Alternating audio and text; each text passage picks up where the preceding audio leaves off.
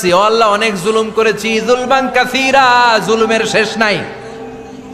ওয়ালা ইয়াগফিরু যুনুবা ইল্লা আনতা, আপনি ছাড়া এই জুলুম আর পাপ ক্ষমা করার কেউ নাই। ফাগফিরলি মাগফিরাতাম মিন ইনদিক, নিজ গুণে আমার গুনাহ ক্ষমা করে দেন। আবার বিশ্বনবী বললেন, যত ইস্তেগফার আছে সব ইস্তেগফারের সেরা সর্বশ্রেষ্ঠ ইস্তেগফারের নাম সাইয়্যিদুল ইস্তেগফার। কেউ যদি দিনের বেলা একবার সাইয়্যিদুল ইস্তেগফার পড়ে, ওই দিন যদি লোকটার মৃত্যু হয়ে যায়, মুহূর্তের মধ্যে লোকটার জান্নাতি ঘোষণা দিয়ে দিবে কে? আল্লাহুম্মা আনতা রাব্বি লা ইলাহা ইল্লা আনতা। বিশ্বনবী প্রতিদিন 70 বারেরও বেশি ইস্তেগফার পড়তেন। শুধু টয়লেটে যে মুহূর্তে থাকতেন ওই মুহূর্তে পড়তেন না, টয়লেটে ঢুকার মুহূর্তে বিশ্বনবী ইস্তেগফার পড়তে পারতেন না, তাই টয়লেট থেকে বেরোয়েই তিনি ইস্তেগফার পড়তেন। তিনি পড়তেন গফরানাক। কি পড়তেন? গফরানাক মানে হলো আস্তাগফিরুল্লাহ। গফরানাক মানে কি? গফরানাক মানে আল্লাহ আমি আপনার ক্ষমা চাই, মানে আস্তাগফিরুল্লাহ। আবার বিশ্বনবী বলতেন, মান লাযামাল ইস্তিগফার জাআলাল্লাহু লাহু মিন কুল্লি দিকিন মাখরাজা। যে ব্যক্তি সব সময় ইস্তেগফারের সাথে লেগে থাকে, তাকে সব সময় বিপদ থেকে মুক্তি দিবে কে? আমাদের জীবনে বিপদ আছে না নাই? কত ধরনের বিপদ। যে কোনো সময় অসুস্থ হয়ে যেতে পারি, যে কোনো সময় দুর্ঘটনার কবলে পড়তে পারি, যে কোনো সময় গুম হয়ে যেতে পারি। কথা কন, এদেশে গুম টুম নাই মনে হয়, ক্রস ফায়ার নাই। কে কোন সময় গুম, কে কোন সময় নাই, কোনো ঠিক নাই। আল্লাহ বিশ্বনবী বললেন, মান লাজিমাল ইস্তিগফার জাআলাল্লাহু লাহু মিন কুল্লি দিকিন মাখরাজা। সব সময় যে ইস্তেগফারের সাথে আঠার মতো লেগে থাকবে, আল্লাহ তাআলা তাকে বিপদ থেকে সব সময় মুক্তি দান করবেন। সুবহানাল্লাহ পড়েন। 2 নম্বরে বিশ্বনবী বললেন, অমিন কুল্লি হাম্মিন ফারাজা। ওই ব্যক্তিকে রব্বুল আলামিন সব ধরনের দুশ্চিন্তা থেকে মুক্তি দিয়ে দিবেন। আমাদের জীবনে দুশ্চিন্তা আছে না নাই? টেনশন নাই কার কার? হাত তোলেন তো, যে হুজুর আমার কোনো টেনশন নেই। আপনার টেনশন নাই, মাশাআল্লাহ। আমার সাথে দেখা করবেন আলোচনার পর। টেনশন ছাড়া মানুষ আছে? বাসার টেনশন, মরার টেনশন, কবরের টেনশন, ক্যারিয়ারের টেনশন, বিদ্যুৎ বিলের টেনশন, গ্যাসের বিলের টেনশন, বাড়ি ভাড়ার টেনশন, আছে না নাই? বিশ্বনবী বললেন, টেনশন ছাড়া মানুষ নেই। সব সময় আঠার মতো যে ইস্তেগফারের সাথে লেগে থাকবে, তাকে টেনশন মুক্ত করে দিবে কে? 3 নাম্বার, ওয়ারযুকহু মিন হাইসু লা ইয়াহতাসিব। এমন জায়গা থেকে আল্লাহ তাআলা রিজিকের ব্যবস্থা করে দিবেন, সে কল্পনাও করতে পারবে না। আমি নিজে এটার প্রমাণ পেয়েছি। অনেক অনেক সময় আমি কল্পনাও করি নাই যে এখান থেকে আমার রিজিকের ব্যবস্থা হতে পারে। এমন পরিমাণে রিজিকের ব্যবস্থা এসেছে, 2 হাতে নিয়েও কুলাতে পারি নাই। এজন্য সব সময় চলতে ফিরতে উঠতে বসতে ইস্তেগফারের সাথে লেগে থাকার দরকার আছে না নাই?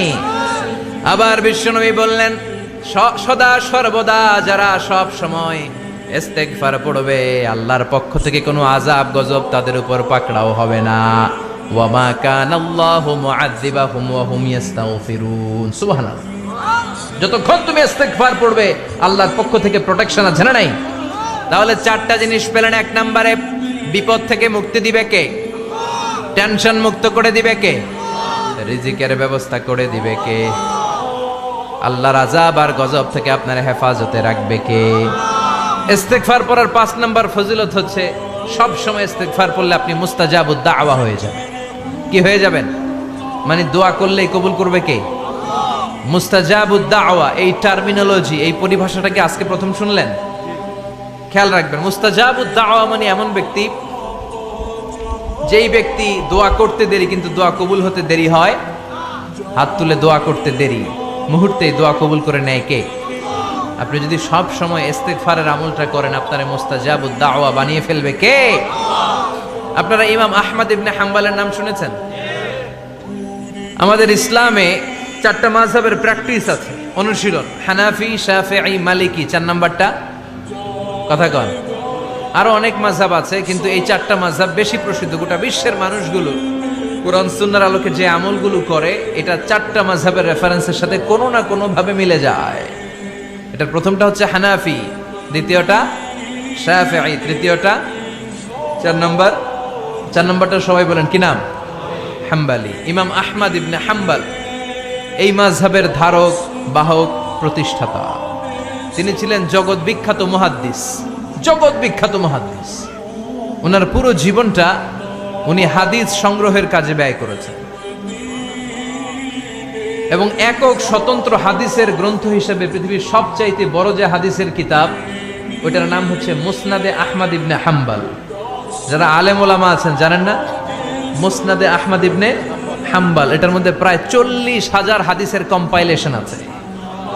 সুবহানাল্লাহ বাড়িতে গিয়ে বললেন, এত বিশাল হাদিসের গ্রন্থের রচয়িতা। ওনার শেষ জীবনে উনি হাদিস সংগ্রহের জন্য সফর করতেন। শীতের এক রাতে তিনি সফরে বেরিয়েছেন।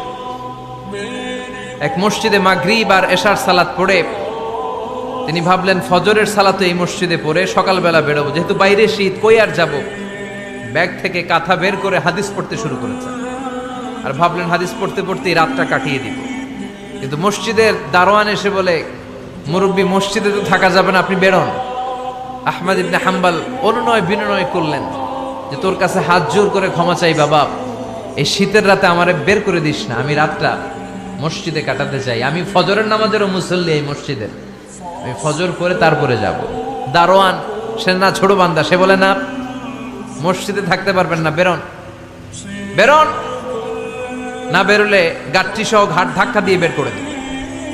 চিনতে পারে নাই যেটা মুহাদ্দিস উদ্দাহার, এ যুগের সর্বশ্রেষ্ঠ মুহাদ্দিস ইমাম আহমদ ইবনে হাম্বল। এখন উনি আর কি করবেন, কিছু করতে না পেরে ব্যাগ নিয়ে বেরোয় গেলেন। প্রচন্ড শীতের রাতে, কনকনে শীতে তিনি কাঁপছেন। হাঁটতে হাঁটতে চলতে চলতে হঠাৎ দেখলেন একটা বাজার।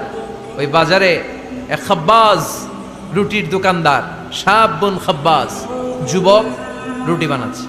যে সালাম দিলেন, আসসালামু আলাইকুম। বাবা, শীতের রাতে বিপদে পড়েছি, যাওয়ার জায়গা নেই। তোমার যে চুলাতে তুমি রুটি বানাও, এই চুলার পাশে বসে যদি সারা রাত আমি কাটিয়ে দেই আর চুলা থেকে আগুন পোয়াই, তোমাকে কোনো ক্ষতি হবে? যুবক বলেন, না না, কোনো ক্ষতি হবে না। আহলান ওয়া সাহলান, আমার হাবান বিক, খোশ আমদেদ, এটা তো খোশ নসিব আমার। আপনি আগুন পোহালে আমার সমস্যা কি, আসেন। ইমাম আহমদ ইবনে হাম্বল যুবককে শুকরিয়া জানিয়ে, আল্লাহর শুকরিয়া করে চুলার পাশে বসে আবার হাদিস পড়তে লাগলেন। কিন্তু তিনি লক্ষ্য করলেন যে যুবকটা একটু পর পর আওয়াজ করে পড়ে আস্তাগফিরুল্লাহ। কি পড়ে? আটা দিয়ে রুটি বানায়, পড়ে আস্তাগফিরুল্লাহ।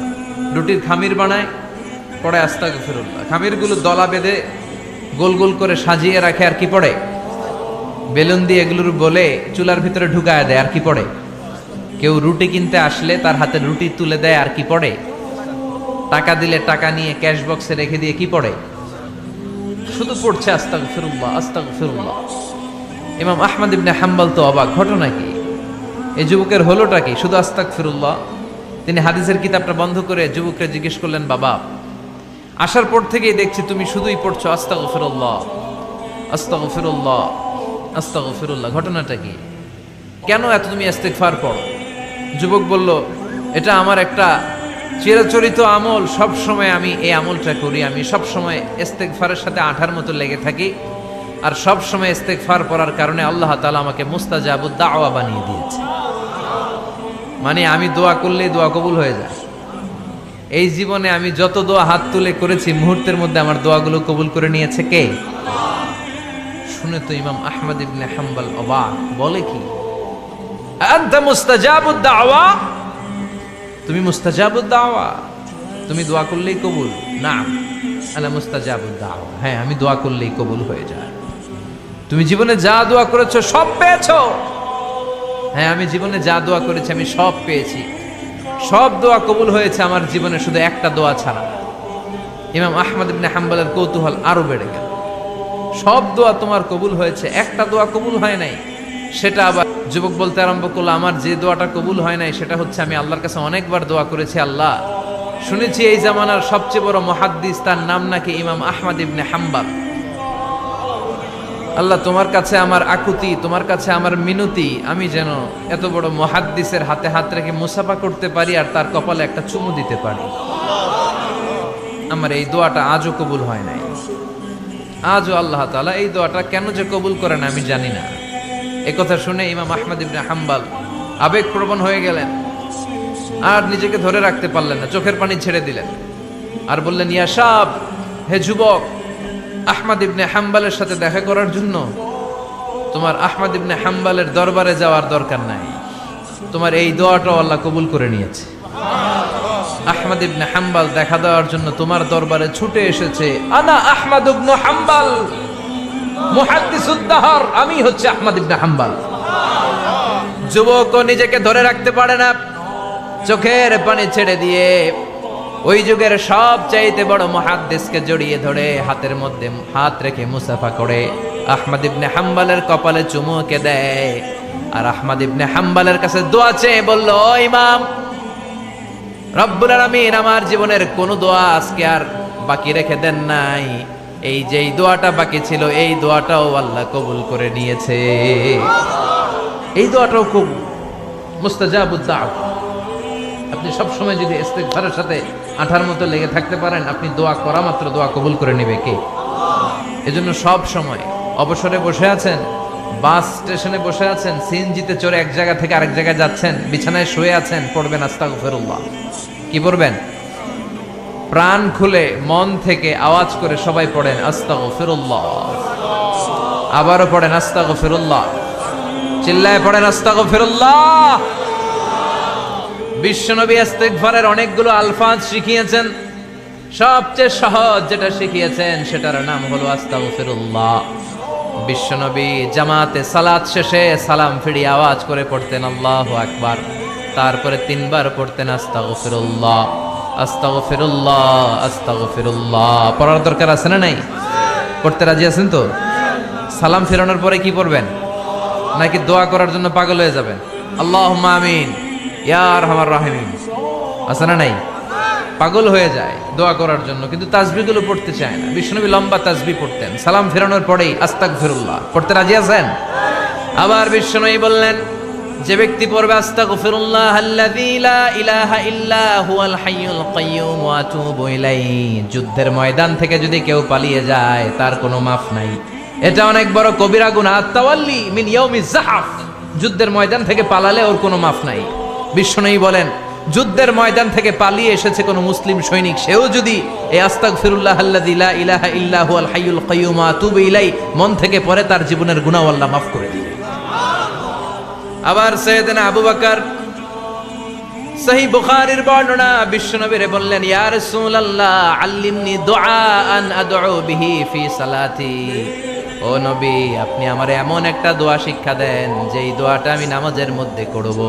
বিশ্বনবী বললেন, তুমি নামাজের মধ্যে পড়ো, আল্লাহুম্মা ইন্নী যালামতু নাফসি যুলমান কাসীরা ওয়া লা ইয়াগফিরুয যুনুবা ইল্লা আনতা ফাগফিরলি মাগফিরাতাম মিন ইনদিকা ইন্নাকা আনতাল গফুরুর রহিম। সুবহানাল্লাহ। এটারে আমরা বলি দোয়ায়ে মাসুরা, এটাও একটা ইস্তিগফার। যেখানেই ক্ষমা চাওয়ার কথা আছে ওইটাই ইস্তিগফার। বুঝতে পেরেছেন? আল্লাহুম্মা ইন্নী যালামতু নাফসি, ও আল্লাহ অনেক জুলুম করেছি, যুলমান কাসীরা, জুলুমের শেষ নাই। ওয়ালা ইয়াগফিরুয যুনুবা ইল্লা আনতা, আপনি ছাড়া এই জুলুম আর পাপ ক্ষমা করার কেউ নাই। ফাগফিরলি মাগফিরাতাম মিন ইনদিক, নিজ গুণে আমার গুনাহ ক্ষমা করে দেন। ওয়ালা ইয়াগফিরুয যুনুবা ইল্লা আনতা, আপনি ছাড়া গুনাহ ক্ষমা করার দ্বিতীয় কেউ নাই। আমাদের পাপ ক্ষমা করার আর কোনো সত্তা আছে? চিল্লায় বলেন আছে? আবার বিশ্বনবী বললেন, যত ইস্তিগফার আছে সব ইস্তিগফারের সেরা সর্বশ্রেষ্ঠ ইস্তিগফারের নাম সাইয়্যিদুল ইস্তিগফার। কি নাম? সহিহ বুখারীর বর্ণনা, শাদ্দাদ ইবনে আউস রাদিয়াল্লাহু তাআলা আনহু বর্ণনা করে বলেন, কেউ যদি দিনের বেলা একবার সাইয়্যিদুল ইস্তিগফার পড়ে, ওই দিন যদি লোকটার মৃত্যু হয়ে যায়, মুহূর্তের মধ্যে লোকটারে জান্নাতি ঘোষণা দিয়ে দিবে কে? রাত্রি বেলা যদি কেউ সাইয়্যিদুল ইস্তিগফার একবার পড়ে, ওই রাতে ইন্তেকাল হলে তার জীবনের সব গুনাহ মাফ করে দিয়ে ওই লোকটারেও জান্নাতি করে দিবে কে? দিনে যদি সাইয়্যিদুল ইস্তিগফার একবার পড়েন, ওই দিনে ইন্তেকাল করলে আপনি জান্নাতি। রাতে যদি সাইয়্যিদুল ইস্তিগফার কেউ পড়েন, ওই রাতে ইন্তেকাল হলে আপনি জান্নাতি। এটা সহিহ বুখারীর বর্ণনা। সব ইস্তিগফারের রাজা, শ্রেষ্ঠ ইস্তিগফার। মুখস্থ আছে না? কার কার মুখস্থ আছে? হাত তুলেন। সাইয়্যিদুল ইস্তিগফার মুখস্থ আছে কার? মাশাআল্লাহ, তাবারাকাল্লাহ। এটা আপনাদের বাড়ির কাজ দিলাম। যাদের মুখস্থ নাই তারা গুগলে সার্চ করবেন সাইয়্যিদুল ইস্তিগফার, লেখা মাত্রই পেয়ে যাবেন। বইতে আছে, বিভিন্ন ইসলামিক দোয়ার বইতে আছে, গুগলে ইউটিউবে সার্চ দিলে পেয়ে যাবেন। এই সাইয়্যিদুল ইস্তিগফার প্রতিটা মুমিনের অন্তরে থাকার দরকার আছে না নাই? আল্লাহুম্মা আনতা রাব্বি লা ইলাহা ইল্লা আনতা খলাকতানি ওয়া আনা আবদুক ওয়া আনা আলা আহদিকা ওয়া ওয়া'দিকা মাস্তাতা'তু আউযু বিকা মিন শাররি মা সানা'তু আবুউ লাকা বিনি'মাতিকা আলাইয়া ওয়া আবুউ লাকা বিযামবি ফাগফির লি ফাইন্নাহু লা ইয়াগফিরুয যুনুবা ইল্লা আনতা। সুবহানাল্লাহ পড়েন। এটার নাম সাইয়্যিদুল ইস্তিগফার। এটার নাম কি? কত হাবিজাবি দোয়া যে বানায় বানায় পড়ে তার শেষ নাই। বিশ্বনবী যে দোয়াগুলো শিখাইয়া দিলেন, এগুলো পড়তে সালাত শেষে 1 ঘন্টা সময় লাগবে আপনার। 1 ঘন্টার আগে মুসল্লা থেকে ওঠার কোনো সুযোগ নাই। চিল্লায় বলেন ঠিক কিনা? বিশ্বনবী সালাম ফিরিয়ে আওয়াজ করে পড়তেন আল্লাহু আকবার, 3 বার পড়তেন আস্তাগফিরুল্লাহ, 33 বার সুবহানাল্লাহ, 33 বার আলহামদুলিল্লাহ, 33 বার আল্লাহু আকবার। এরপরে পড়তেন লা ইলাহা ইল্লাল্লাহু ওয়াহদাহু লা শারীকা লা লাহুল মুলকু ওয়া লাহুল হামদু ওয়া হুয়া আলা কুল্লি শাইইন কাদির। সুবহানাল্লাহ পড়েন। একবার আয়াতুল কুরসি পড়তেন। মান খারাব আয়াতুল কুরসি দুবুরা কুল্লি সালাতিন মাকতুবাতিন লাম ইয়ামনাহু মিন দুখুলিল জান্নাতি ইল্লাল মাউত। আয়াতুল কুরসি মুখস্থ না সবার? প্রত্যেক ফরজ সালাতের পরে কেউ যদি একবার আয়াতুল কুরসি পড়ে, তার জান্নাতে ঢুকার ক্ষেত্রে আর কোনো বাধা নাই, একটা জিনিস ছাড়া, সেটা হলো মরণ, মৃত্যু। লোকটা মরে না তাই জান্নাতে যায় না, মরলেই জান্নাতি। আয়াতুল কুরসি পড়বেন তো? সালাত শেষে বিশ্বনবী বলতেন আল্লাহুম্মা ইন্না নাসআলুকাল হুদা ওয়াত তুকা ওয়াল আফাফা ওয়াল গিনা আল্লাহুম্মা আ'ইন্না আলা যিকরিকা ওয়া শুকরিকা ওয়া হুসনি ইবাদাতিক আল্লাহুম্মা লা মানিআ লিমা আ'তাইতা ওয়া লা মু'তিয়া লিমা মানআতা ওয়া লা ইয়ানফা'ু যাল জাদ্দি মিনকাল জাদ আল্লাহুম্মা হাব্বিব ইলাইনাল ঈমান ওয়া যায়্যিনহু ফি কুলুবিনা وكره إلينا الكفر والفسوق والعصيان وجعلنا من الراشدين। সুবহানাল্লাহ পড়ে। অভাব নাই, সহি দোয়ার অভাব নাই। এগুলো ধুইয়া বানায় বানায় আন্দাজে মান্দাজে দোয়া কালাম পড়ে। এজন্য মাসনুন যে দোয়াগুলো আছে এগুলো পড়বেন তো। সাইয়্যিদুল ইস্তিগফার মুখস্থ করবেন। কথা দিছেন তো? কথা দিছেন? কারা কারা মুখস্থ করবেন হাত তুলে আমারেন আল্লাহর দেখান। রাজি আছেন মুসলমান? আল্লাহ সবাইকে কবুল করুন। আমরা পড়ি আমিন। আবার আল্লাহ বললেন ওয়াল মুস্তাগফিরিনা বিল আসহার, ওয়াল মুস্তাগফিরিনা বিল আসহার। আমার প্রিয় বান্দারা শেষ রাতে চোখের পানি ছেড়ে তাহাজ্জুদের নামাজে যায়, নামাজ ভিজায়, আর শেষ রাতে ইস্তিগফার পড়ে, ঠিক কিনা? তাহাজ্জুদের যায় নামাজে মরণ দিও প্রভু আমায়, একামতে দিনের কাজে কবুল করে নিও আমায়। তাহাজ্জুদের যায় নামাজে মরণ দিও প্রভু আমায়, একামতে দিনের কাজে কবুল করে নিও আমায়। সুবহানাল্লাহ পড়ে। যেই নবীর কোনো পাপ নাই, যেই নবীর কোনো অন্যায় হয় নাই, গুনাহ হয় না, ওই নবীকেও আল্লাহ ইস্তিগফার করার অর্ডার করেছেন। রব্বুল আলামিন বলেন ফাসাব্বিহ বিহামদি রাব্বিকা ওয়াস্তাগফিরহু ইন্নাহু কানা তাওয়াবা। ফাসাব্বিহ, নবী তাসবিহ পড়েন, বিহামদি রাব্বিকা, রবের নামে, রবের প্রশংসার তাসবিহ পড়েন, ওয়াস্তাগফিরহু, তার কাছে ক্ষমা চান, ইস্তিগফার পড়েন। ওয়াস্তাগফিরহু, ফাসাব্বিহ বিহামদি রাব্বিকা ওয়াস্তাগফিরহু। নবী আপনি ইস্তিগফার পড়েন। যে নবীর কোনো গুনাহ নাই, ওই নবীকে যদি আল্লাহ ইস্তিগফার পড়ার অর্ডার করতে পারেন, আমাদের ইস্তিগফার পড়ার দরকার আছে না নাই? প্রতিদিন কম করে 100 বার ইস্তিগফার করব। কয়বার? চিল্লায় বলেন কয়বার? আওয়াজ করে সবাই আবার পড়েন আস্তাগফিরুল্লাহ, আর জোরে পড়েন আস্তাগফিরুল্লাহ। এজন্য পাপ হোক, অন্যায় হোক, শয়তানের ওয়াসওয়াসায় পড়ে নামাজ ছেড়ে দিয়েছি, মিথ্যা কথা বলেছি, আব্বা আম্মার সাথে বেয়াদবি করেছি, জুলুম করেছি, মুহূর্তেই চোখের পানি ছেড়ে 2 রাকাত নামাজ পড়ে তওবা করে ইস্তিগফার পড়ে ক্ষমা চাইবো কার কাছে? চিল্লায় বলেন কার কাছে? এগুলো হচ্ছে মুমিনের হাতিয়ার। এই তাওবা, এই ইস্তিগফার, this is the weapon of believers. এগুলো বিশ্বাসীদের হাতিয়ার। তলোয়ার, ড্রোন হামলা, মিসাইল, AK-47 এগুলো আমাদের হাতিয়ার নয়। আমাদের আসল হাতিয়ার হচ্ছে তওবা, আমাদের আসল হাতিয়ার হচ্ছে ইস্তিগফার।